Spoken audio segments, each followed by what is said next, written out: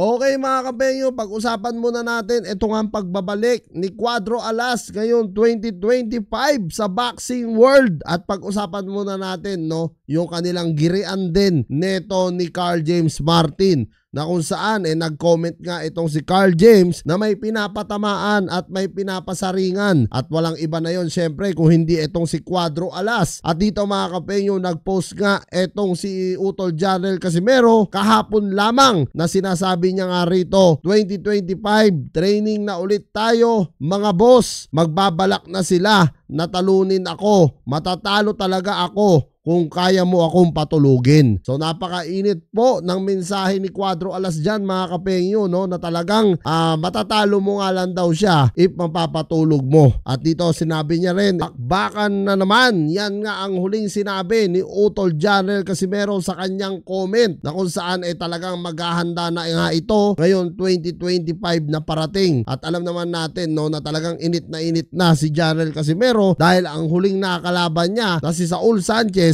talagang pinatulog nga niya in 1 round lang. Kaya alam naman talaga natin na nagiinit na talaga etong si Janel Casimero. Sino sa palagay nyo kaya ang pwede niyang makalaban? At sa katunayan nga mga kapenyo, haging na naman, muntik na naman na makakalaban ni Utol Janel Casimero etong ang turtle ng Japan si Naoya Inoue mga kapenyo, muntik na naman mapasakamay sana ni Utol Janel Casimero ito kung hindi nga lang siya ban sa Japan, na kung saan nakansila nga ang laban nila neto ni Sam Goodman. At nakikiusap sana si Sam Goodman na i-adjust ang kanilang laban nung nakaraan lang December 24, pero hindi po pumayag ang kampo ni Inoue at maghahanap sana ng replacement na makakalaban. At ang sinasabi nga ng mga fans na bakit hindi na lang si Janel Casimero ang kalabanin mo. Kaso lang sa kasamaang palad, hindi mapa-oo etong si Naoya Inoue dahil nga ban si Utol Janel ng 1 taon sa Japan. Nakapo,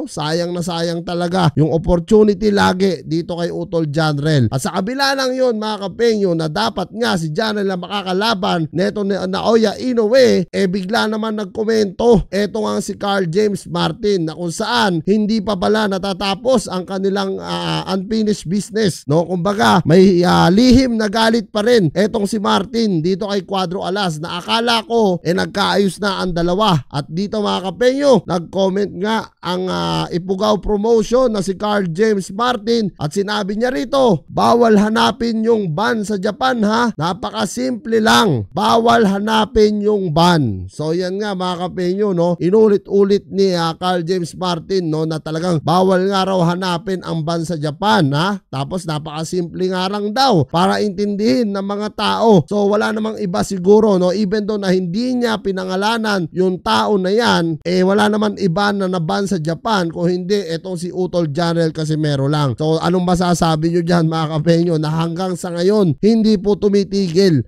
eto pong si Carl James Martin dito kila Cuadro Alas. At kung kayo ang tatanungin ko mga kapenyo, sino sa palagay nyo ang makakalaban ito ni Janel Casimero, even though na hindi man si Naoya Inoue, sino sa palagay nyo yung magandang i-match sa kanya? Sa palagay nyo ba ito si Carl James Martin maganda rin? I-comment nyo na lang down below yan at lahat-lahat po yan mababasa ko. Maraming salamat mga kapenyo at Merry Christmas po sa inyong lahat, sa atin lahat mga kapenyo. At talagang nagpahinga rin ako, syempre in-enjoy ko rin sa family ko yung Christmas namin.